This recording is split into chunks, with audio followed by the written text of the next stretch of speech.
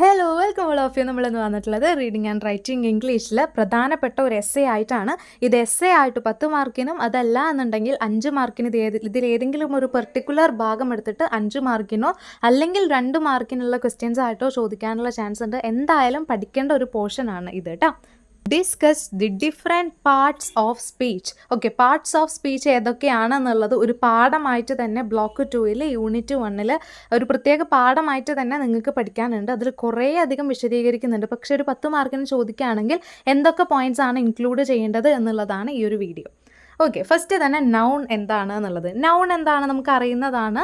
Example നോക്കി, Rashmi, college, friendship, beauty. അതായത് ഏതെങ്കിലും ഒരു ആളുടെയോ അല്ലെങ്കിൽ ഒരു സ്ഥലത്തിൻ്റെയോ അല്ലെങ്കിൽ എന്തെങ്കിലും ഒരു സാധനത്തിൻ്റെയോ പേര് പറയുകയാണെങ്കിൽ നമ്മൾ അതിന് എന്ത് പറയും? നൗൺ എന്ന് പറയും. അപ്പോൾ നൗൺ എന്ന് പറഞ്ഞിട്ടുണ്ടെങ്കിൽ ഇപ്പോൾ 1 മാർക്കിന് നൗൺ എന്താണെന്ന് ചോദിച്ചിട്ടുണ്ടെങ്കിൽ നമുക്ക് എന്തെഴുതാം? Noun is a naming word എന്നുള്ളത് എഴുതാം അല്ലേ. പേര് കൊടുക്കുകയാണ് എന്തെങ്കിലും ഒരു സ്ഥലത്തിനോ ഒരു സാധനത്തിനോ ഒരു ആളിനോ എന്ത് കൊടുക്കുക? പേര് കൊടുക്കുകയാണെങ്കിൽ അതെന്താണ്? നൗണാണ്. ഓക്കെ, പല രീതിയിലുള്ള നൗൺസ് ഉണ്ട്. മെയിനായിട്ടും നമ്മൾ നൗൺസിനെ ക്ലാസിഫൈ ചെയ്തിട്ടുള്ളത് കോൺക്രീറ്റ് നൗൺസും ഉണ്ട്, അബ്സ്ട്രാക്റ്റ് നൗൺസും ഉണ്ട്. കോൺക്രീറ്റ് നൗൺസ് ആണെങ്കിൽ അതിന് റിയൽ ആയിട്ടുള്ള ഫിസിക്കൽ എക്സിസ്റ്റൻസ് ഉണ്ട്. ഇപ്പോൾ ഒരു ബിൽഡിംഗ് എന്ന് പറയുകയാണെങ്കിൽ ഇന്ന ബിൽഡിംഗ്, ഇപ്പോൾ ഒരു കടേൻ്റെ പേര് പറയുകയാണെങ്കിൽ ഇന്ന കടയാണ് മലബാർ ഹോട്ടൽ എന്ന് പറയുകയാണെങ്കിൽ അതിനൊരു സ്പെസിഫിക് ആയിട്ടുള്ള എക്സിസ്റ്റൻസ് ഉണ്ട് ഫിസിക്കലി. അതല്ലാതെ നമ്മളിപ്പോൾ സ്നേഹം അല്ലെങ്കിൽ പിന്നെന്താണ് ഒരു ദേഷ്യം എന്നൊക്കെ പറയുമ്പോൾ അതിന് ഫിസിക്കലായിട്ടൊരു എക്സിസ്റ്റൻസ് ഇല്ലേ. അത് നമ്മുടെ വികാരങ്ങളാണ്, നമ്മുടെ ഫീലിങ്സ് ആണ് അല്ലേ. ഫീലിങ്സിനെ എക്സ്പ്രസ് ചെയ്യാനാണെങ്കിൽ അതിനെ നമ്മൾ എന്ത് പറയും? അബ്സ്ട്രാക്റ്റ് നൗൺ എന്ന് പറയും. അതല്ല, റിയൽ ആയിട്ടുള്ളൊരു ഫിസിക്കൽ അപ്പിയറൻസ് ഉണ്ട് എന്നുണ്ടെങ്കിൽ, ഫിസിക്കൽ എക്സിസ്റ്റൻസ് ഉണ്ട് എന്നുണ്ടെങ്കിൽ നമ്മൾ അതിനെന്ത് പറയും? കോൺക്രീറ്റ് നൗൺസ് എന്ന് പറയും. അപ്പോൾ കോൺക്രീറ്റ് നൗൺസും അബ്സ്ട്രാക്റ്റ് നൗൺസും ക്ലിയർ ആയല്ലോ. ദെൻ അടുത്തത് വരണത് കൗണ്ടബിൾ നൗൺസും അൺകൗണ്ടബിൾ നൗൺസും ആണ്. എന്ത് വാക്കിൻ്റെ മുന്നിലും അൺ അല്ലെങ്കിൽ ഡിസ് എന്നൊക്കെ വന്നിട്ടുണ്ടെങ്കിൽ നമുക്കറിയാം അതിൻ്റെ നേരെ ഓപ്പോസിറ്റ് ആണ് എന്നുള്ളത്. ഓക്കെ, അപ്പോൾ കൗണ്ടബിൾ നൗൺസിൻ്റെ നേരെ ഓപ്പോസിറ്റ് ആണ് അൺകൗണ്ടബിൾ നൗൺസ്. കൗണ്ടബിൾ നൗൺസ് എന്താണ്? കൗണ്ടബിൾ എന്ന് പറഞ്ഞാൽ തന്നെ അർത്ഥം എന്താണ്? എണ്ണാൻ കഴിയുന്നത്. അതായത് പ്ലൂറലായിട്ടുള്ള ആ ഒരു രീതിക്ക് നമുക്ക് പറയാൻ പറ്റുന്നതാണ് കൗണ്ടബിൾ നൗൺസ്. അതിൻ്റെ ഈ ഒരു നൗണിൻ്റെ മുന്നേ നമുക്ക് എ, ആൻ, ദി എന്നുള്ളതൊക്കെ കാണാൻ പറ്റും. പ്രൊസീഡർ എന്ന് പറഞ്ഞിട്ടുണ്ടെങ്കിൽ എന്താണ്? അതിൻ്റെ മുന്നേ ആയിട്ട് എന്തൊക്കെ കാണാൻ പറ്റും? എ അല്ലെങ്കിൽ ആൻ, ദി എന്നൊക്കെ കാണാൻ പറ്റും. എക്സാമ്പിൾ നോക്കിയേ, നിങ്ങളിങ്ങനെ ഓരോ നൗണും വേർതിരിച്ച്, നൗണ് മാത്രമല്ല ഏത് പാർട്സ് ഓഫ് സ്പീച്ച് എഴുതുമ്പോഴും അത് എഴുതുക, എന്താണ് ഡെഫിനിഷൻ എന്നുള്ള എഴുതുക, അതിനൊരു എക്സാമ്പിൾ എഴുതുക. ഇങ്ങനെ വേണം നിങ്ങൾ പോവാനായിട്ട്. ഓക്കെ, അതിൻ്റെ എക്സാമ്പിൾ നോക്കിയേ, there is an apple on the table. Okay, plural form ഉണ്ട് അതിന്. ആപ്പിൾ എന്നുള്ളത് നമുക്ക് ആപ്പിൾസ് എന്നുള്ളതാക്കാൻ പറ്റും. The lion is the king of forest. കാട്ടിലെ രാജാവ് ആരാണ്? സിംഹമാണ് എന്നുള്ള രീതിയിൽ. അപ്പോൾ കൗണ്ടബിൾ ആണെങ്കിൽ എത്ര സിംഹമുണ്ട്, എത്ര ആപ്പിൾ ഉണ്ട് എന്നുള്ളത് നമുക്ക് എണ്ണാൻ കഴിയുന്നതാണ്. അതാണെങ്കിൽ അതിന് എന്ത് പറയും? കൗണ്ടബിൾ നൗൺസ് എന്ന് പറയും. ഇനി അതല്ല, എണ്ണാൻ കഴിയുന്നില്ല, എണ്ണാൻ കഴിയാത്തത് ഏതൊക്കെയാണ്? ഇപ്പോൾ എൻ്റെ സ്നേഹം, അല്ലെങ്കിൽ ഒരു തമാശ, ഇത്ര കിലോ തമാശ ഉണ്ടെന്ന് നമ്മൾ പറയില്ലല്ലോ. അപ്പോൾ എണ്ണാൻ കഴിയാത്ത രീതിയിലുള്ളതാണെങ്കിൽ അതേതിൽ വരും? അൺകൗണ്ടബിൾ നൗൺസിൽ വരും. അതിനൊരു പ്ലൂരൽ ഫോം ഇല്ല. ഇപ്പോൾ തമാശേനെ നമ്മൾ ഫൺ എന്നുള്ള രീതിയിൽ പറയും, അല്ലാതെ ഫൺസ് എന്നൊന്നും നമ്മൾ ഉപയോഗിക്കലേ ഇല്ല. അത് ഇൻകറക്റ്റ് ആയിട്ടുള്ള വാക്കാണ്. അപ്പോൾ അതിനൊരു പ്ലൂരൽ ഫോം ഇല്ല. അങ്ങനെയുള്ള രീതിക്ക്, അതായത് എണ്ണാൻ കഴിയാത്തതാണെങ്കിൽ അതിനെ നമ്മൾ ഏത് കാറ്റഗറിയിൽ ഉൾപ്പെടുത്തും? അൺകൗണ്ടബിൾ നൗൺസിൽ ഉൾപ്പെടുത്തും. എണ്ണാൻ കഴിയുന്നതാണെങ്കിൽ ഇത്ര ആപ്പിള്, ഇത്ര സിംഹം എന്ന് പറഞ്ഞ് നമുക്ക് എണ്ണാൻ കഴിയുമല്ലോ. അങ്ങനെ എണ്ണാൻ കഴിയുന്നതാണെങ്കിൽ അതിനെ കൗണ്ടബിൾ നൗൺസിലും, എണ്ണാൻ കഴിയാത്തതാണെങ്കിൽ അതിനെ അൺകൗണ്ടബിൾ നൗൺസിലും നമ്മൾ ഉൾപ്പെടുത്തും. ദെൻ അടുത്തത് വരണത് കോമ്പൗണ്ട് നൗൺസും പിന്നെ പൊസസീവ് നൗൺസും. കോമ്പൗണ്ട് നൗൺസ് എന്ന് പറഞ്ഞിട്ടുണ്ടെങ്കിൽ 2 വാക്കുകൾ, ഇപ്പോൾ റെയിൻ ഫോൾ, അതിൽ റെയിൻ എന്നുള്ളൊരു വാക്കുമുണ്ട്, ഫോൾ എന്നുള്ളൊരു വാക്കുമുണ്ട്. അപ്പോൾ 2 വാക്കും കൂടിയിട്ട് ഒരു വാക്കായിട്ടുണ്ട് റെയിൻ. റെയിൻഫോൾ എന്നുള്ളത്. അതേപോലെ പോലീസ് മാൻ എന്നുള്ളതിൽ പോലീസ് എന്നുള്ളൊരു വാക്കുമുണ്ട്, മാൻ എന്നുള്ളൊരു വാക്കുമുണ്ട്. അപ്പോൾ ആ രണ്ട് വാക്കും കൂടി ചേർന്നിട്ട് പോലീസ് മാൻ എന്നുള്ളൊരു ഒറ്റ വാക്കായിട്ട് മാറിയിട്ടുണ്ട് അല്ലേ. അങ്ങനെ രണ്ട് വാക്കുകൾ കൂടി ചേർന്ന് ഒറ്റ വാക്കായിട്ട് മാറിയിട്ടുണ്ടെങ്കിൽ, രണ്ടോ അതിലധികമോ വാക്കുകൾ കൂടി ചേർന്ന് ഒറ്റ വാക്കായിട്ട് മാറിയിട്ടുണ്ടെങ്കിൽ അതൊരു കോമ്പിനേഷൻ ആണ്. അതിനെ നമ്മൾ എന്ത് പറയും? കോമ്പൗണ്ട് നൗൺസ് എന്ന് പറയും. Okay, lunch box, tiffin box, dining table, then police man, rainfall. അങ്ങനെ രണ്ട് വാക്കുകളല്ലേ അവിടെ വരുന്നത്. രണ്ട് വാക്കുകൾ കൂടിയിട്ട് ഒറ്റ വാക്കായിട്ട് മാറാണ്, ഒരു കോമ്പിനേഷൻ ആവാണ്. അപ്പോൾ നമ്മൾ അതിനെ എന്ത് പറയും? കോമ്പൗണ്ട് നൗൺസ് എന്ന് പറയും. ഇനി അടുത്തത് പൊസസീവ് നൗൺസ് ആണ്. പൊസസീവ്നെസ് എന്ന് പറഞ്ഞാൽ തന്നെ നമുക്ക് അറിയാവുന്നതാണ്, എൻ്റെ ആണ് എന്നുള്ളൊരു ഫീലാണ് അല്ലേ. പൊസസീവ്നെസ് എന്ന് പറയുന്നത് അത് തന്നെയാണ് ഇവിടെയും ഉദ്ദേശിക്കുന്നത്. അതായത് എൻ്റെ, അവൻ്റെ, അയാളുടെ, അവളുടെ എന്നൊക്കെ നമ്മൾ പറയില്ലേ. അതായത് ശാലിനീസ് കാർ, അതിൻ്റെ അർത്ഥം എന്താ? ശാലിനിയുടെ കാറാണ്. ശാലിനി എന്ന് പറഞ്ഞിട്ട് അപ്പോസ്ട്രോഫി എസ് ഇട്ട് വന്നാൽ നമ്മൾ അത് എന്താണ് ഉദ്ദേശിക്കുന്നത്? ശാലിനിയുടെ. ഇപ്പോൾ ഷബ്നാസ് എന്ന് വന്നിട്ടുണ്ടെങ്കിൽ ഷബ്ന കഴിഞ്ഞിട്ട് അപ്പോസ്ട്രോഫി എസ് വന്നിട്ടുണ്ടെങ്കിൽ ഷബ്നയുടെ എന്നുള്ള രീതിക്ക് വരും. ഇപ്പോൾ children's magazine, children apostrophe S വന്നിട്ടുണ്ടെങ്കിൽ അതെന്താണ് അർത്ഥമാക്കുന്നത്? കുട്ടികളുടെ മാഗസിൻ. അർജുൻസ് ബൈസൈക്കിൾ, അപ്പോൾ അർജുൻ്റെ ബൈസൈക്കിൾ. ലേഡീസ് ബാഗ്, ലേഡീസിൻ്റെ ബാഗ്. അവരുടെ, അവളുടെ, എൻ്റെ എന്നൊക്കെ വരുന്ന സമയത്ത് അതെന്താണ്? പൊസസീവ് നൗൺസ് ആണ്. ഓക്കെ, മനസ്സിലായല്ലോ. ഇനി അടുത്തത് വരണതാണ് വെർബ്. ഇത്ര നേരം നമ്മൾ പറഞ്ഞത് ഏതാണ്? നൗൺ ആണ്. ഇനി അടുത്തത് വെർബാണ് വരുന്നത്. വെർബ് ഒന്നുമില്ല, എന്താണോ ചെയ്യുന്ന പ്രവൃത്തി അതിനെയാണ് നമ്മൾ വെർബ് എന്ന് പറയുന്നത്. ഇപ്പോൾ എക്സാമ്പിൾ, ഷീ ഈസ് ഡാൻസിങ് എന്നുള്ളതിൽ വെർബ് ഏതാണ്? ഡാൻസിങ് എന്നുള്ളതാണ്. അവൾ എന്ത് ചെയ്തുകൊണ്ടിരിക്കുകയാണ്?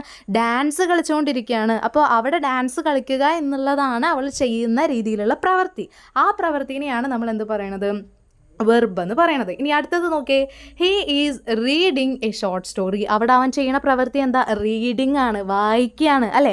അപ്പോൾ അവിടുത്തെ വെർബ് എന്തായിട്ട് വരും? റീഡിങ് ആയിട്ട് വരും. ഇനി വെർബിന് ഒരു ഡെഫിനിഷൻ ആയിട്ട് ചോദിക്കുകയാണ് എന്നുണ്ടെങ്കിൽ, a verb is a term use to indicate an action or state of being or occurrence. അതായത് എന്തെങ്കിലും ചെയ്യുകയാണെങ്കിൽ എന്തെങ്കിലും ഒരു പ്രവൃത്തിനെ സൂചിപ്പിക്കുന്നതാണ്, അല്ലെങ്കിൽ ഏതെങ്കിലും സ്റ്റേറ്റിലാണ് എന്നുള്ളതിനെ സൂചിപ്പിക്കുന്നതാണ് ഏതെന്ന് പറയുന്നത്? വെർബ് എന്ന് പറയുന്നത്. അപ്പോൾ വെർബ് സിംപ്ലി എന്താണ്? ഒരു ആക്ഷനെ സൂചിപ്പിക്കുന്നതാണ് എന്ത്? വെർബ് എന്ന് പറയുന്നത്.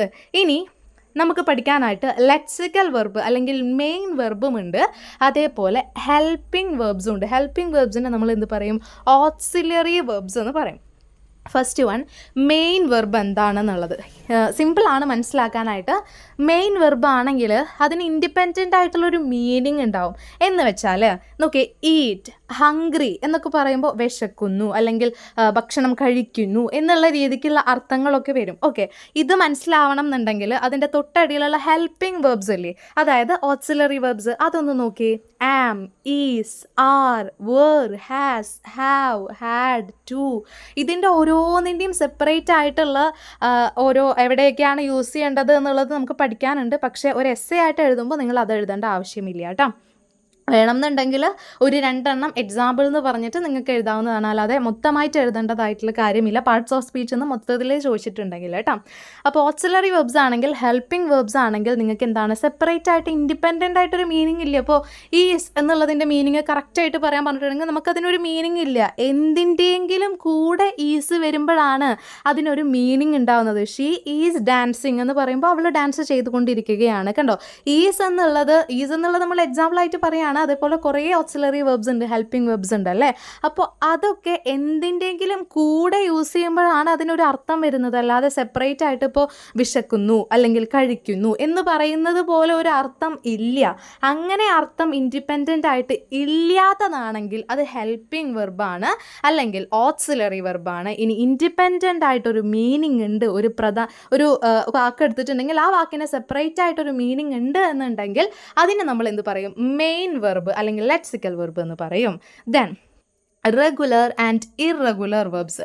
ഇത് നമ്മൾ വീഡിയോ ഓൾറെഡി അപ്ലോഡ് ചെയ്തിട്ടുള്ളതാണ്. റെഗുലർ വെർബ്സ് ഏതാണ്, ഇറഗുലർ വെർബ്സ് ഏതാണ് എന്നുള്ളത്. എന്നാലും ഒന്നുകൂടി ഒന്ന് പറഞ്ഞു തരാം. എന്താണ് റെഗുലർ വെർബ്സ് എന്ന് പറയണത്? അതിന് സെയിം ആയിട്ടുള്ള പാസ്റ്റും ആൻഡ് പാസ്റ്റ് പാർട്ടിസിപ്പിൾ ഫോമും ആയിരിക്കും. ഓക്കെ, സെയിം ആയിട്ടുള്ളതായിരിക്കും. അത് മാറുന്ന രീതിയിലുള്ളതല്ല. Usually performed by the addition of D or E D. അതായത് ഇപ്പോൾ എക്സാമ്പിൾ നോക്കിയാൽ ഫസ്റ്റ് കൊടുത്തിട്ടുള്ള example paint, painted, painted. Past ഫോമും പാസ്റ്റ് പാർട്ടിസിപ്പിൾ ഫോമും, അതായത് രണ്ടാമത്തെയും മൂന്നാമത്തെയും സെയിം ആയിട്ടുള്ളതാണ്. ആദ്യം പെയിൻറ്റ് വന്നു, പിന്നെ രണ്ടാമത്തെ എന്താണ് പെയിൻറ്റഡ് എന്ന് വന്നു, മൂന്നാമത്തെയും പെയിൻറ്റഡ് തന്നെ. ഇനി അടുത്തത് നോക്കിയേ, ടോക്ക് വന്നു, രണ്ടാമത്തത് ടോക്ക്ഡ് വന്നു, മൂന്നാമത്തതും ടോക്ക്ഡ് തന്നെ. അതായത് രണ്ടാമത്തതും മൂന്നാമത്തതും അതേതൊക്കെയാണ്? പാസ്റ്റും പാസ്റ്റ് പാർട്ടിസിപ്പിൾ ഫോമും സെയിം ആയിട്ട് വരികയാണെങ്കിൽ അതെന്ത് വെർബാണ്? റെഗുലർ വെർബാണ്. ഇനി അതല്ലാതെ നേരെ ഓപ്പോസിറ്റ് ഇറഗുലർ വെർബ് എന്തായിരിക്കും? അതിൻ്റെ നേരെ ഓപ്പോസിറ്റ്, അതിന് ഡിഫറെൻ്റ് ആയിട്ടുള്ള പാസ്റ്റും അതേപോലെ തന്നെ പാസ്റ്റ് പാർട്ടിസിപ്പിൾ ഫോമും, അത് രണ്ടും എന്തായിരിക്കും? ഡിഫറെൻ്റ് ആയിരിക്കും. എക്സാമ്പിൾ നോക്കിയേ, സിങ്, സാങ്, സങ്. മറ്റേതിൽ എന്താണ്?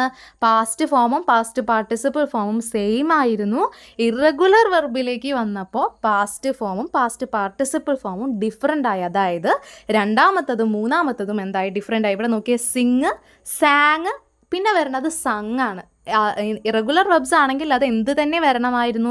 സാങ് എന്ന് തന്നെ വരണമായിരുന്നു. എന്നാലാണ് രണ്ടും മൂന്നും സെയിം ആവുള്ളൂ. പക്ഷേ ഇവിടെ വ്യത്യസ്തമായിട്ട് വന്നു, ഡിഫറെൻ്റ് ആയിട്ട് വന്നു. അങ്ങനെ ഡിഫറെൻ്റ് ആയിട്ട് രണ്ട്, അതായത് പാസ്റ്റ് ഫോമും പാസ്റ്റ് പാർട്ടിസിപ്പിൾ ഫോമും ഡിഫറെൻ്റ് ആയിട്ട് വരികയാണ് എന്നുണ്ടെങ്കിൽ നമ്മൾ അതിനെന്ത് പറയും? ഇറഗുലർ വെർബ്സ് എന്ന് പറയും. ഇനി അടുത്തത് transitive and intransitive verbs. Transitive വെർബ്സും ഇൻട്രാൻസിറ്റീവ് വെർബ്സും, അതായത് ഒരു ഒബ്ജക്റ്റ്. ഇപ്പോൾ ഇവിടെ എക്സാമ്പിൾ നോക്കിയേ, we are learning English grammar. അതൊരു ട്രാൻസിറ്റീവ് വെർബാണ്. ഇനി ട്രാൻസിറ്റീവ് വെർബിൽ നിന്നും ഇൻട്രാൻസിറ്റീവ് വെർബ് എങ്ങനെയാണ് ഡിഫറെൻ്റ് ആവുന്നത്? He is sleeping. അതൊരു ഇൻട്രാൻസിറ്റീവ് വെർബാണ്. ഇൻട്രാൻസിറ്റീവ് വെർബാണെങ്കിൽ ഒരു ഒബ്ജക്റ്റിൻ്റെ ആവശ്യമില്ല. ഓക്കെ, അതായത് they are talking. They are talking ആരോട് എന്നുള്ളത് പറയേണ്ടതായിട്ടുള്ള ആവശ്യമില്ല. ആരോട് എന്നുള്ളത് പറയുന്നില്ല. ഒരു ഒബ്ജക്റ്റ് അവിടെ വേണ്ടി വരുന്നില്ല. ദേ ആർ ടോക്കിംഗ്, അവർ വർത്താനം പറഞ്ഞുകൊണ്ടിരിക്കുകയാണ്. ആരോടാണ് വർത്താനം പറയുന്നത് എന്നുള്ളത് അവിടെ മെൻഷൻ ചെയ്യണില്ല. അങ്ങനെയുള്ള രീതിയാണെങ്കിൽ അതിനെ നമ്മൾ ഏത് കാറ്റഗറിയിൽ ഉൾപ്പെടുത്തും? ഇൻട്രാൻസിറ്റീവ് വെർബിൽ ഉൾപ്പെടുത്തും. We are learning English grammar. അപ്പോൾ എന്താണ് ലേൺ ചെയ്യണത് എന്നുള്ള ആ ഒരു ഒബ്ജക്റ്റ് അവിടെ കൊടുത്തിട്ടുണ്ട്. വി ആർ ലേണിംഗ് എന്ന് മാത്രമായിരുന്നെങ്കിൽ അത് ഇൻട്രാൻസിറ്റീവ് വെർബായേനെ. പക്ഷേ we are learning English grammar, അവിടെ ഒബ്ജക്റ്റ് കൊണ്ടുവന്നിട്ടുണ്ട്. എന്താണ് പഠിക്കുന്നത് എന്നുള്ളത് ക്ലിയർ ആയിട്ട് കൊടുത്തിട്ടുണ്ട് അല്ലേ? അങ്ങനെ ക്ലിയർ ആയിട്ട് കൊടുക്കുകയാണെങ്കിൽ അതെന്താണ്? ട്രാൻസിറ്റീവ് വെർബാണ്. രണ്ടാമത്തത് നോക്കിയേ, Manu is speaking about his friend. Manu is speaking എന്ന് പറഞ്ഞ് നിർത്താമായിരുന്നു. അങ്ങനെ നിർത്തുകയാണെങ്കിൽ അത് ഏതിൽ വരും? ഇൻട്രാൻസിറ്റീവ് വെർബിൽ വന്നേനെ. പക്ഷേ വീണ്ടും തുടരുകയാണ്, Manu is speaking about his friend. അവൻ്റെ ഫ്രണ്ടിനെ പറ്റിയിട്ട് അവൻ സംസാരിച്ചുകൊണ്ടിരിക്കുകയാണ് എന്നുള്ള രീതിയിൽ അങ്ങനെ വരികയാണെങ്കിൽ, ഒരു ഒബ്ജക്റ്റ് വരികയാണ് എന്നുണ്ടെങ്കിൽ അത് ട്രാൻസിറ്റീവ് വെർബാവും. മെയിനായിട്ട് അതിൻ്റെ ഡിഫറൻസ് ചോദിക്കുകയാണെങ്കിൽ ട്രാൻസിറ്റീവ് വെർബിൽ ഒരു ഒബ്ജക്റ്റ് അത്യാവശ്യമാണ്. ഇൻട്രാൻസിറ്റീവ് വെർബിൽ നമുക്ക് ഒബ്ജക്റ്റ് ആവശ്യമില്ല എന്നുള്ളതാണ് അതിൻ്റെ ഒരു ഡിഫറൻസ് ആയിട്ട് വരുന്നത്. ഇനി സ്റ്റാറ്റീവ് ആൻഡ് ഡൈനാമിക് വെർബ്സ്. ഇതും എളുപ്പമാണ്.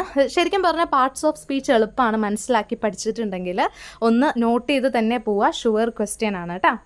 ദെൻ സെറ്റ് 1 കൊടുത്തിരിക്കുന്ന കാര്യങ്ങൾ നോക്കി, love, feel, know, smell, trust.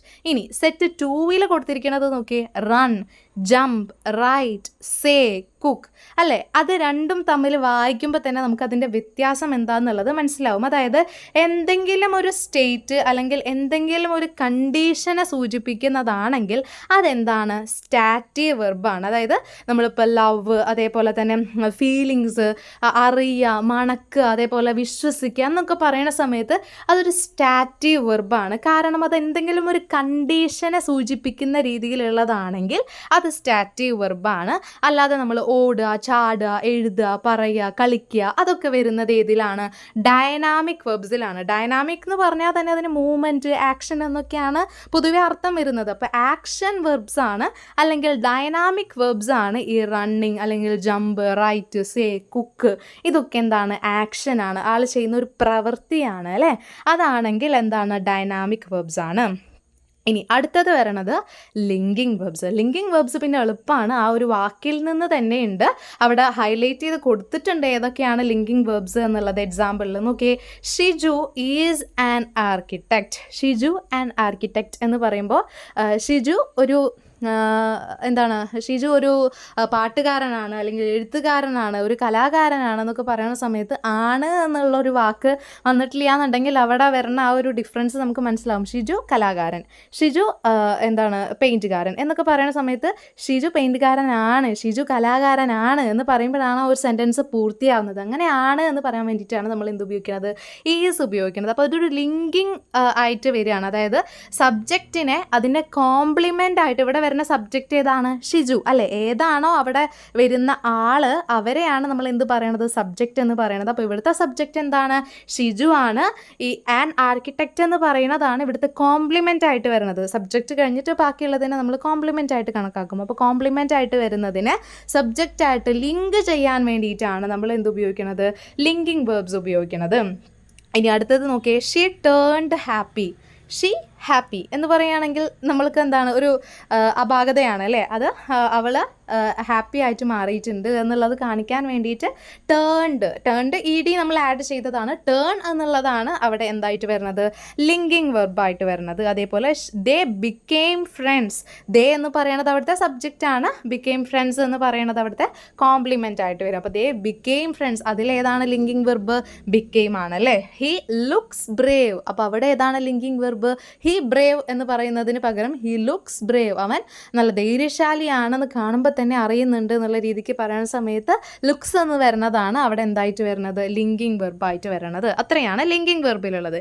ഇനി അഡ്ജക്റ്റീവ്സ് മെയിനായിട്ടും നമ്മളിപ്പോൾ ഒരു കുട്ടീനെ, ഒരു ആൺകുട്ടി, അവൻ നല്ല മിടുക്കനാണ് കേട്ടോ, ആ മിടുക്കൻ എന്നുള്ളതാണ് അവിടെ എന്തായിട്ട് വരുന്നത്, അഡ്ജക്റ്റീവായിട്ട് വരുന്നത്. അതായത് അവരെ വിശേഷിപ്പിക്കുന്ന രീതിയിൽ, ഇപ്പോൾ അതൊരു നല്ല കുട്ടിയാണ്, അപ്പോൾ നല്ലത് എന്നുള്ളതാണ് അവിടെ അഡ്ജക്റ്റീവായിട്ട് വരുന്നത്. ഒരു സുന്ദരി കുട്ടിയാണ് എന്ന് പറയുമ്പോൾ അതായത് ബ്യൂട്ടിഫുൾ എന്നുള്ളതാണ് അവിടെ എന്തായിട്ട് വരുന്നത്, അഡ്ജക്റ്റീവായിട്ട് വരുന്നത്. അതായത് നൗണിനെ ക്വാളിഫൈ ചെയ്ത് കാണിക്കുക, നൗണിനെ വിശേഷിപ്പിക്കുന്ന രീതിയിലാണെങ്കിൽ അതിനെ നമ്മൾ എന്ത് പറയും, അഡ്ജക്റ്റീവ് എന്ന് പറയും. എന്തൊക്കെയാണ് അഡ്ജക്റ്റീവിന് എക്സാമ്പിൾ എഴുതാൻ പറ്റുക, അപ്പോൾ സ്മാർട്ട്, ബ്യൂട്ടിഫുൾ ഒക്കെ നമുക്ക് അഡ്ജക്റ്റീവ്സിന് എക്സാമ്പിൾ എഴുതാൻ പറ്റും. ഇനി കൈൻഡ്സ് ഓഫ് അഡ്ജക്റ്റീവ് ഏതൊക്കെ രീതിയിലുണ്ട് എന്നുള്ളത് ജസ്റ്റ് ഒന്ന് മനസ്സിലാക്കി വെക്കുക. നിങ്ങൾക്ക് ഇതിലേതെങ്കിലും ഒരു 4 എണ്ണമെങ്കിലും എഴുതാൻ നോക്കുക, അഡ്ജക്റ്റീവ്സ് ഏതൊക്കെയുണ്ട് എന്നുള്ള രീതിയിൽ കേട്ടോ. നോക്കിയേ, അഡ്ജക്റ്റീവ് ഓഫ് ക്വാളിറ്റി, അതിപ്പോൾ നമ്മൾ പറഞ്ഞത് തന്നെയാണ്. അവൻ ഭയങ്കര സൂത്രശാലിയായിട്ടുള്ളൊരു കുട്ടിയാണ്, അവൾ ഭയങ്കര ബ്യൂട്ടിഫുൾ ആയിട്ടുള്ളൊരു ലേഡിയാണ്, ഇതൊരു ചെറിയ ബോക്സ് ആണ് എന്നൊക്കെ പറയുന്ന സമയത്ത് ഇതൊരു എന്താണ്, ക്വാളിറ്റീനെ സൂചിപ്പിക്കുകയാണ്. എന്താണ് അവനുള്ള ഗുണം എന്നുള്ള രീതിക്ക് സൂചിപ്പിക്കുകയാണ്. ചെറുതാണോ വലുതാണോ, ബ്യൂട്ടിഫുൾ ആണോ, സൂത്രശാലിയാണോ, അപ്പോൾ ആ ഒരു ഗുണം സൂചിപ്പിക്കുന്ന, ക്വാളിറ്റീനെ സൂചിപ്പിക്കുന്നതാണെങ്കിൽ അതെന്താണ്, അഡ്ജക്റ്റീവ് ഓഫ് ക്വാളിറ്റിയാണ്.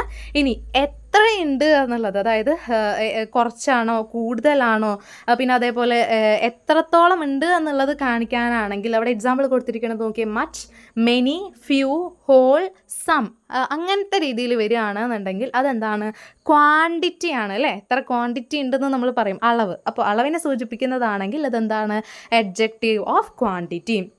ഇനി അടുത്തത് നോക്കിയേ, ഡിമോൺസ്ട്രേറ്റീവ്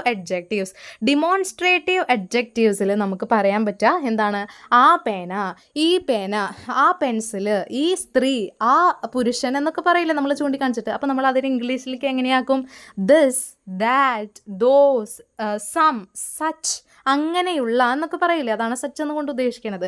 അപ്പോൾ ഇങ്ങനെ സൂചിപ്പിക്കുകയാണെങ്കിൽ, എന്തെങ്കിലും ഒന്ന് പോയിൻ്റ് ഔട്ട് ചെയ്ത് പറയുകയാണെങ്കിൽ അതിനെ നമ്മൾ ഏത് കാറ്റഗറിയിൽ ഉൾപ്പെടുത്തും, ഡിമോൺസ്ട്രേറ്റീവ് അഡ്ജക്റ്റീവ്സിൽ ഉൾപ്പെടുത്തും. ഇനി പൊസസീവ്നെസ് നമ്മൾ നേരത്തെ പറഞ്ഞതാണ്, എന്താ പറയുക, ഒരു ഓണർഷിപ്പ് കാണിക്കാൻ വേണ്ടിയിട്ട്, എൻ്റെ, അവരുടെ, നമ്മുടെ, ഞങ്ങളുടെ, അവരുടെ എന്നൊക്കെ കാണിക്കാൻ വേണ്ടിയിട്ട് നമ്മൾ എന്ത് ചെയ്യും, പൊസസീവ് അഡ്ജക്റ്റീവ്സ് ആണ് യൂസ് ചെയ്യുക. എന്തൊക്കെ വരും, മൈ പെൻ, അവർ ഹോം അല്ലേ, യുവർ സിസ്റ്റർ, ഹിസ് ബ്രദർ എന്നൊക്കെ വരും നമുക്ക്. അപ്പോൾ ഹിസ്, ഹെർ, ഇറ്റ്സ് എന്ന് വെച്ചാൽ എന്താണ്, അതിൻ്റെ. അപ്പോൾ its, her, his, your, our, my എന്നൊക്കെ പറയണത് എന്താണ്, പൊസസീവ് അഡ്ജക്റ്റീവ്സ് ആണ്. ഇനി അടുത്തത് പാർട്ടിസിപ്പൽ അഡ്ജക്റ്റീവ്സ്. പാർട്ടിസിപ്പൽ അഡ്ജക്റ്റീവ്സിൽ മെയിനായിട്ടും എന്തെങ്കിലും ഒരു ഫോമിൽ, എന്തെങ്കിലും ഒരു എക്സാമ്പിളിൽ നമ്മൾ എന്ത് ചെയ്യുക, ING ഫോം യൂസ് ചെയ്യുക, അല്ലെങ്കിൽ ED ഫോം യൂസ് ചെയ്യുക, അല്ലാന്നുണ്ടെങ്കിൽ EN ഫോം യൂസ് ചെയ്യുക. അപ്പോൾ ഇവിടെ നോക്കിയേ, ഷൈനിങ് ഡയമണ്ട്. അപ്പോൾ ING ഫോം വന്നു, ഷൈനിങ്. അപ്പോൾ ING ഫോം വന്നത് കണ്ടോ, ഷൈൻ കഴിഞ്ഞിട്ട് ING ഫോം വന്നു. അപ്പോൾ shining diamond. Defeated players. Degrees of comparison ആണ്, കമ്പയർ ചെയ്യുക, അതായത് ഒന്ന് മറ്റൊന്നായിട്ട് താരതമ്യം ചെയ്യുക എന്ന് പറയില്ല, അതാണ് കമ്പാരിസൺ. അപ്പോൾ അത് എളുപ്പമാണ്, ഒരു എക്സാമ്പിൾ വെച്ചിട്ട് നോക്കുകയാണെങ്കിൽ എളുപ്പമാണ്. ഇപ്പോൾ ടോൾ, അതായത് ഹൈറ്റ് ഉള്ള ഒരാൾ, ടോൾ നീണ്ടു നിൽക്കുന്ന, അങ്ങനെയുള്ള രീതിക്ക് നമ്മളൊരു എക്സാമ്പിൾ എടുക്കുകയാണെങ്കിൽ ടോൾ എന്നുള്ള ആ ഒരു വാക്ക് എന്ന് പറയുന്നത് പോസിറ്റീവ് ഡിഗ്രിയാണ്. ഇനി ടോളർ എന്ന് വരികയാണെങ്കിലോ അത് കമ്പാരിറ്റീവ് ഡിഗ്രി. ടോളസ്റ്റ് എന്ന് വരികയാണെങ്കിൽ സൂപ്പർലേറ്റീവ് ഡിഗ്രി. ഇങ്ങനെ പല രീതിക്കുള്ള സെൻറ്റൻസസ് ഉണ്ട്, നമ്മുടെ ടെക്സ്റ്റിൽ കൊടുത്തിട്ടുണ്ട്, അതൊന്ന് നോക്കി പോകുക. അതായത് ടോൾ, ടോളർ, ടോളസ്റ്റ്, അത് പഠിച്ചു വെച്ചാൽ മതി.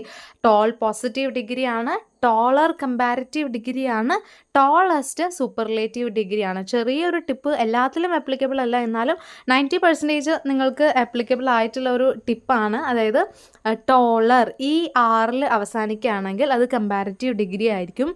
ST ടോളസ്റ്റ്, എസ്റ്റ്, അതായത് ST അവസാനിക്കുകയാണെങ്കിൽ അത് സൂപ്പർലേറ്റീവ് ഡിഗ്രി ആയിരിക്കും. അതായത് തിരിച്ചറിയാൻ പറയുകയാണെങ്കിൽ ഇത് ഏത് ഡിഗ്രിയാണെന്ന് ചോദിക്കുകയാണെങ്കിൽ, അങ്ങനെ സെപ്പറേറ്റ് എടുത്ത് ചോദിക്കുകയാണെങ്കിൽ ആ ഒരു ടിപ്പ് ഉപകാരപ്പെടുന്നതായിരിക്കും. മോസ്റ്റ് ഓഫ് ദി കേസിലും എല്ലാതും ആണെന്നുള്ളത് പറയാൻ പറ്റില്ല കേട്ടോ. ദെൻ ഇതിൽ നമ്മൾ ഒന്നോ അല്ലെങ്കിൽ രണ്ടോ അല്ലെങ്കിൽ അതിൽ കൂടുതലോ കാര്യങ്ങൾ കമ്പയർ ചെയ്യണ സമയത്ത് നമുക്ക് ഇങ്ങനെയുള്ള കമ്പാരിസൺസ്, ഡിഗ്രീസ് ഓഫ് കമ്പാരിസൺസ്, ഇപ്പോൾ അവൻ എന്നേക്കാളും ഹൈറ്റ് ഉണ്ട്, അവൾ എന്നേക്കാളും ഹൈറ്റ് ഉണ്ട്, അല്ലെങ്കിൽ ഞങ്ങളെല്ലാവരെക്കാളും ഹൈറ്റ് ഉണ്ട് അവൻ എന്നുള്ള രീതിക്കും നമുക്ക് ഈ ഒരു ഡിഗ്രീസ് ഓഫ് കമ്പാരിസൺ ഉപയോഗിക്കാം. ഓക്കെ, ഇനി ഡിറ്റർമൈനേഴ്സ്. ഡിറ്റർമൈനേഴ്സ് ഒന്നുമില്ല, എത്ര എണ്ണം ഉണ്ട് എന്നുള്ളത് കാണിക്കാൻ വേണ്ടിയിട്ട്, അല്ലെങ്കിൽ ഇതാണ് എന്നുള്ളത്. These pen many books, my son 5 kilometers, several children, this lady, ഈ സ്ത്രീ, അല്ലെങ്കിൽ ആ പേന, അത്രയും ബുക്കുകൾ, എൻ്റെ മകൻ അത്ര കിലോമീറ്റേഴ്സ്, അങ്ങനെ സ്പെസിഫിക് ആയിട്ട് ക്വാണ്ടിറ്റി അല്ലെങ്കിൽ എമൗണ്ട് സ്പെസിഫിക് ആയിട്ട് പറയുന്നുണ്ട് എന്നുണ്ടെങ്കിൽ അതിനെ നമ്മൾ എന്ത് പറയും, ഡിറ്റർമൈനേഴ്സ് എന്ന് പറയും. Determiners are a set of words which function as adjectives. adjective ആയിട്ട് കൂടി ഉപയോഗിക്കുന്ന ഒരു പാർട്സ് ഓഫ് സ്പീച്ച് ആണ് ഏതെന്ന് പറയുന്നത്, ഡിറ്റർമൈനേഴ്സ് എന്ന് പറയുന്നത്. അത് യൂഷ്വലി നൗണിൻ്റെ മുന്നേ ആയിട്ടാണ് വെക്കുക. നൗൺ എന്താണ് ഇവിടെ, ലേഡി, പെൻ, ബുക്ക് എന്നുള്ളതൊക്കെയാണ് നൗൺ. അതിൻ്റെ മുന്നേ ആയിട്ട് ആ റെഡ് ഇങ്കിൽ കൊടുത്തിട്ടുള്ളത് ഏതാണ്, ഡിറ്റർമൈനേഴ്സ് ആണ്. ഇനി അടുത്തതാണ് ആഡ്വേർബ്സ്. ആഡ്വേർബ്സ്, ആഡ് എന്ന് പറഞ്ഞിട്ടുണ്ടെങ്കിൽ ആഡ് ചെയ്യാന്നാണല്ലോ വെർബ്, അങ്ങനെ ഒന്ന് ഓർത്ത് വയ്ക്കുക. ആഡ്വേർബ്സ് അതായത് വെർബിൽ എന്തെങ്കിലും ആഡ് ചെയ്യുക. അപ്പോൾ വെർബിൽ എന്താണ് ആഡ് ചെയ്യുന്നത്, വെർബിനെ ഒന്ന് മോഡിഫൈ ചെയ്യുന്ന രീതിക്കാണ്. എക്സാമ്പിൾ നോക്കിയേ, റാപ്പിഡ് എന്നുള്ളത് റാപ്പിഡ്ലി, അതായത് വെർബിൻ്റെ കൂടെ എന്ത് വന്നു, LY വന്നു എന്നുള്ളത് ഓർത്ത് വെച്ചാൽ മതി. മോസ്റ്റ് ഓഫ് ദി കേസിലും അങ്ങനെയാണ്. എക്സാമ്പിൾ നോക്കിയിട്ടുണ്ടെങ്കിൽ മനസ്സിലാവും. റെസ്പെക്റ്റ് എന്നുള്ളതിൻ്റെ ആഡ്വേർബ് എഴുതാൻ പറഞ്ഞിട്ടുണ്ടെങ്കിൽ ചിലപ്പോൾ ഒരു 1 മാർക്കിനൊക്കെ ചോദിക്കും, വിട്ട് കളയരുത്, എളുപ്പമാണ്. റെസ്പെക്റ്റ് എന്നുള്ളതിൻ്റെ ആഡ്വേർബ് എഴുതാൻ പറഞ്ഞിട്ടുണ്ടെങ്കിൽ എന്തെഴുതും, റെസ്പെക്റ്റ്ഫുള്ളി. അതിലെല്ലാത്തിലും എക്സാമ്പിൾസിൻ്റെ ലാസ്റ്റ് നോക്കി LY ആണ് അല്ലേ, LYയിൽ അവസാനിക്കുന്നതാണ് ആഡ്വേർബ് എന്ന് ജസ്റ്റ് ഒന്ന് ചിന്തിച്ച് വെക്കുക. അപ്പോൾ നിങ്ങൾക്ക് കറക്റ്റായിട്ട് കിട്ടുന്നതായിരിക്കും. ഇപ്പോൾ കൈൻഡ് എന്ന് പറഞ്ഞിട്ടുണ്ടെങ്കിൽ അതിനെ ആഡ്വേർബ് ആക്കാൻ പറഞ്ഞിട്ടുണ്ടെങ്കിൽ എന്തെഴുതും, കൈൻഡ്ലി. കണ്ടോ, LY ആഡ് ചെയ്താൽ അത് എന്തായിട്ട് മാറും, ആഡ്വേർബായിട്ട് മാറും. ഹൈ എന്നുള്ളത് ആഡ്വേർബ് ആക്കാൻ പറഞ്ഞിട്ടുണ്ടെങ്കിൽ ഹൈലി. ലൗഡ് എന്നുള്ളത് ലൗഡ്ലി. ഈസി എന്നുള്ളത് easily. Wise wisely. Angry angrily. അപ്പം അങ്ങനെയാണ് ആഡ്വേർബ്സ്. എളുപ്പമാണ് ആഡ്വേർബ്സ് എന്ന് പറയുന്നത്. ഇനി ഓർഡർ ഓഫ് ആഡ്വേർബ്സ്, അതായത് ആഡ്വേർബ്സിന് സെർട്ടൈൻ ഓർഡർ ഉണ്ട്, അല്ലാതെ നമുക്ക് തോന്നിയ സ്ഥലത്ത് അത് കൊണ്ടുവയ്ക്കാൻ പറ്റില്ല. അപ്പോൾ എക്സാമ്പിൾ നോക്കി, വി വെൻറ്റ് സൈലൻ്റ്ലി ബാക്ക് എന്ന് പറയുന്നത് തെറ്റായിട്ടുള്ളതാണ്. നമ്മളിപ്പോഴും ലാസ്റ്റായിട്ട്, അതായത് ഷീ വെൻറ്റ് ബാക്ക് സൈലൻ്റ്ലി എന്നുള്ള രീതിക്ക് വേണം. സൈലൻ്റ്ലി എന്നുള്ളത് അവസാനം വരുന്ന രീതിക്കാണ് ഈ ഒരു സെൻറ്റൻസിൽ, അങ്ങനെ വേണം നമ്മൾ കറക്റ്റായിട്ട് കൊടുക്കാൻ വേണ്ടിയിട്ട്. അല്ലാതെ ആഡ്വേർബ് യൂസ് ചെയ്യുന്ന സമയത്ത് നമ്മൾ എന്ത് ചെയ്യാൻ പാടില്ല, ഓരോ പ്രോപ്പർ അല്ലാത്ത സ്ഥലത്ത് കയറി ആഡ്വേർബ് കൊടുക്കാൻ പറ്റില്ല. ഓക്കെ, ദെൻ ഇനി അടുത്തത് വരുന്നത് പ്രോനൗൺസ് ആണ്. പ്രോനൗൺസ് എന്ന് പറഞ്ഞിട്ടുണ്ടെങ്കിൽ നമ്മൾ ഒരു സബ്സ്റ്റിറ്റ്യൂട്ട് എന്ന് പറയും. സബ്സ്റ്റിറ്റ്യൂട്ട് എന്താണ്? ഒരാൾക്ക് പകരം അല്ലേ. അതായത് ഇപ്പോൾ നമ്മൾ എക്സാമ്പിൾ പറയുകയാണെങ്കിൽ ആനി നന്നായി പാട്ട് പാടും, ആനിക്ക് കോളേജിൽ നല്ല പ്രൈസ് കിട്ടിയിട്ടുണ്ട്, ആനി സ്റ്റേറ്റ് ലെവൽ പെർഫോമറാണ്. അപ്പോൾ ഇതിൽ മൂന്നിലും ഞാൻ ആനി ആനി ആനി എന്ന് കൊണ്ടുവരുന്നതിന് പകരം ആദ്യം എനിക്ക് എന്ത് പറയാം? ആനി നന്നായിട്ട് പാട്ട് പാടും, അവൾക്ക് കോളേജിൽ പ്രൈസൊക്കെ കിട്ടിയിട്ടുണ്ട്, പിന്നെ അത് മാത്രമല്ല അവൾ എന്ത് ചെയ്തിട്ടുണ്ട്? സ്റ്റേറ്റ് പെർഫോമർ ആണ് എന്നുള്ള രീതിയിൽ. അപ്പോൾ ഞാൻ അവിടെ പകരം കൊണ്ടുവന്നത് ഏത് വാക്കാണ്? ആനി എന്നുള്ളത് വീണ്ടും വീണ്ടും ആവർത്തിക്കുന്നതിന് പകരം ഞാൻ എന്ത് കൊണ്ടുവന്നു? അവൾ എന്നുള്ള വാക്ക് കൊണ്ടുവന്നു അല്ലേ. അങ്ങനെ അവൾ എന്നുള്ളതിന് പകരം നമ്മൾ ഇംഗ്ലീഷിൽ എന്ത് യൂസ് ചെയ്യും? ഷീ എന്നുള്ളത് യൂസ് ചെയ്യും. അപ്പോൾ ഷീ, ഹീ എന്നൊക്കെ പറയണത് എന്താണ്? പ്രോനൗൺസ് ആണ്. അതിന് നമ്മൾ എന്തായിട്ട് യൂസ് ചെയ്യലുണ്ട്? സബ്സ്റ്റിറ്റ്യൂട്ട്സ് ആയിട്ട്, നൗൺസിനെ സബ്സ്റ്റിറ്റ്യൂട്ട് ചെയ്യാൻ വേണ്ടിയിട്ട് യൂസ് ചെയ്യലുണ്ട് എന്നുള്ളത് ഓർത്ത് വയ്ക്കുക. ഇനി ദി യൂസ് ഓഫ് വൺ, അതായത് നമ്മളിപ്പോൾ പറഞ്ഞു, ഇപ്പോൾ ഒരാളുടെ പേര് വെച്ച് പറയുകയാണെങ്കിൽ അത് വീണ്ടും വീണ്ടും ആവർത്തിക്കാതിരിക്കാൻ വേണ്ടിയിട്ട്, ഇപ്പോൾ സ്ത്രീലിംഗമാണെങ്കിൽ നമ്മൾ ഷീ എന്നും പുല്ലിംഗമാണെങ്കിൽ നമ്മൾ ഹീ എന്നും ഉപയോഗിക്കും എന്നൊക്കെ പറഞ്ഞല്ലേ. പക്ഷെ അതിന് പകരം വൺ എന്നാണ് പറയണത് എന്നുണ്ടെങ്കിൽ, ഇപ്പോൾ ഇവിടെ നോക്കിയ example, one should love his country, one should love one's country എന്നുള്ളതാണ് അവിടെ കറക്റ്റായിട്ടുള്ള വാക്ക്. എന്തുകൊണ്ട് one should love his country എന്ന് വന്നില്ല? കാരണം വൺ എന്നുള്ള ആ ഒരു വേർഡിൻ്റെ കൂടെ നമ്മൾ അതിന് പകരം നമുക്ക് സബ്സ്റ്റിറ്റ്യൂട്ട് യൂസ് ചെയ്യാനായിട്ട് പറ്റില്ല. വൺ എന്നുള്ളത് വൺ എന്നാണ് തന്നിരിക്കുന്നത്, അത് അവളാണോ അവനാണോ എന്നുള്ളതൊന്നും നമുക്കറിയില്ല. അപ്പോൾ വൺ എന്ന് പറഞ്ഞിട്ടുണ്ടെങ്കിൽ അവിടെ ഹിസ് എന്നോ ഹെർ എന്നോ ഷീ എന്നോ ഹീ എന്നോ ഒന്നും കൊടുക്കാനായിട്ട് പാടില്ല. എന്ത് മാത്രമേ കൊടുക്കാനായിട്ട് പാടുള്ളൂ? വൺ എന്ന് തന്നെ കൊടുക്കണം. അപ്പോൾ one should love one's country എന്ന് കൊടുക്കണം. അടുത്തത് നോക്കിയാൽ one should obey one's parent. Her എന്നോ അല്ലെങ്കിൽ ഹിസ് എന്നോ നമുക്ക് കൊടുക്കൽ ഇൻകറക്റ്റ് ആണ്, തെറ്റാണ്. വൺ എന്ന് വന്നിട്ടുണ്ടെങ്കിൽ അടുത്ത സ്ഥാനത്ത് നമ്മൾ എന്ത് തന്നെ ഉപയോഗിക്കണം? വൺ എന്ന് തന്നെ ഉപയോഗിക്കണം. അതിനെ നമ്മൾ റീപ്ലേസ് ചെയ്യാൻ പറ്റില്ല എന്നുള്ളതാണ് പറയണത്. ഇനി പ്രിപ്പോസിഷൻസ് നമുക്ക് അറിയുന്നതാണ്. അതായത് he is working in A bank അല്ലേ, ഇൻ, ഓൺ, ടു, അതൊക്കെ എന്താണ്? പ്രിപ്പോസിഷൻസ് ആണ്. അപ്പോൾ എവിടെയാണ്? ഇൻ എ ബാങ്ക്, അതിൻ്റെ മുകളിൽ, താഴെ, അതിൽ എന്നൊക്കെ പറയില്ലേ, ബാങ്കിലാണ്. അപ്പോൾ അങ്ങനെ വരുന്ന സമയത്ത് അതിനെയാണ് നമ്മൾ എന്ത് പറയണത്? പ്രിപ്പോസിഷൻസ് എന്ന് പറയുന്നത്. ഇവിടെ എക്സാമ്പിൾ കൊടുത്തിട്ടുണ്ട്, he is working in A bank. അപ്പോൾ അവിടെ പ്രിപ്പോസിഷൻ ഏതാണ്? ഇൻ ആണ് അല്ലേ. പ്രിപ്പോസിഷൻസ് ആഡ് ചെയ്യാൻ വേണ്ടിയിട്ടുള്ള ക്വസ്റ്റ്യൻസും കാണലുണ്ട് കേട്ടോ. ഇനി എക്സാമ്പിൾസ് ഏതൊക്കെയാണ് പ്രിപ്പോസിഷൻസിന്? സിമ്പിൾ പ്രിപ്പോസിഷൻ, പിന്നെ ഫ്രേസ് പ്രിപ്പോസിഷൻ. സിമ്പിൾ പ്രിപ്പോസിഷനും ഉണ്ട്, അതേപോലെ ഫ്രേസ് പ്രിപ്പോസിഷനും ഉണ്ട്. ഇനി ടൈപ്സ് ഓഫ് കൺജക്ഷൻസ് മെയിനായിട്ടും 3 രീതിക്കാണുള്ളത്. കൺജക്ഷൻസ് എളുപ്പമാണ്. എന്താണെന്ന് വെച്ചിട്ടുണ്ടെങ്കിൽ, ഇപ്പോൾ അവൻ നല്ല ദേഷ്യത്തിലാണ്, കാരണം അവൻ്റെ ഫ്രണ്ട്സ് അവനെ കളിയാക്കി. അപ്പോൾ കാരണം എന്നുള്ളത് അവിടെ ഒരു 2 സബ്ജക്റ്റ് ആയിട്ടുള്ള 2 മെയിൻ ആയിട്ടുള്ള സെൻറ്റൻസസിനെ കൂട്ടി യോജിപ്പിക്കാൻ വേണ്ടിയിട്ടാണ് അവിടെ കാരണം എന്നുള്ള വാക്ക് വന്നത്. അപ്പോൾ കാരണം എന്നുള്ളത് നമ്മൾ ഇംഗ്ലീഷിലേക്ക് കൊണ്ടുവരുമ്പോൾ അതെന്താവും? ബിക്കോസ്.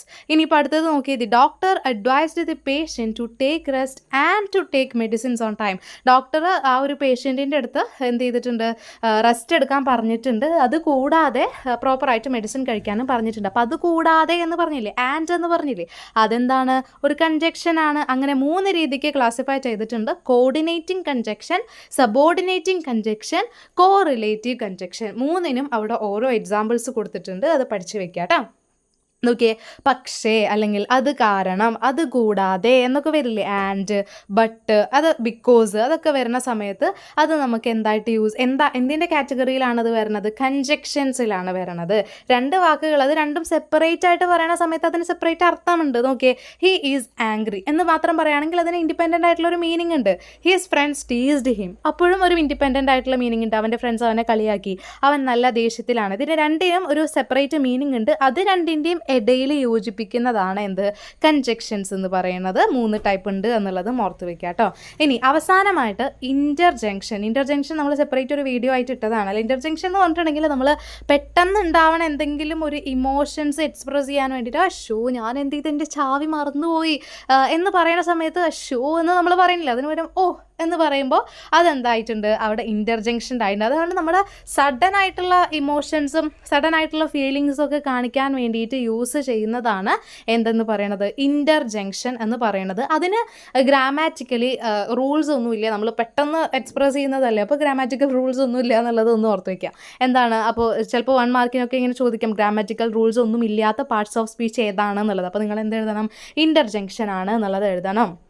ഓക്കെ, അപ്പോൾ ഇത്രയാണ് നമ്മുടെ പാർട്സ് ഓഫ് സ്പീച്ച് വരുന്നത്. വീഡിയോ ഇഷ്ടമായിട്ടുണ്ടെന്നുണ്ടെങ്കിൽ ലൈക്ക് ചെയ്യാനും ഷെയർ ചെയ്യാനൊന്നും മറക്കരുത്. സബ്സ്ക്രൈബ് ചെയ്യാത്തവനാണെങ്കിൽ സബ്സ്ക്രൈബ് ചെയ്യുക. പിന്നെ ഇതിൽ കൂടുതൽ വീഡിയോസ് വേണമെന്നുണ്ടെങ്കിൽ നമ്മുടെ ക്രാഷ് കോഴ്സിൽ നിങ്ങൾക്ക് ജോയിൻ ചെയ്യാവുന്നതാണ്. എല്ലാ ഡീറ്റെയിൽഡ് ആയിട്ടുള്ള വീഡിയോസും ആ ക്ലാസ്സിലൂടെ നിങ്ങൾക്ക് ലഭിക്കുന്നതാണ്. കൂടുതൽ വീഡിയോസ് അറിയണമെന്നുണ്ടെങ്കിൽ, അതായത് കൂടുതൽ ഡീറ്റെയിൽസ് ഇതിനെപ്പറ്റി അറിയണം എന്നുണ്ടെങ്കിൽ താഴെ കാണുന്ന നമ്പറിൽ മെസ്സേജ് അയച്ചാൽ മതി കേട്ടോ. താങ്ക്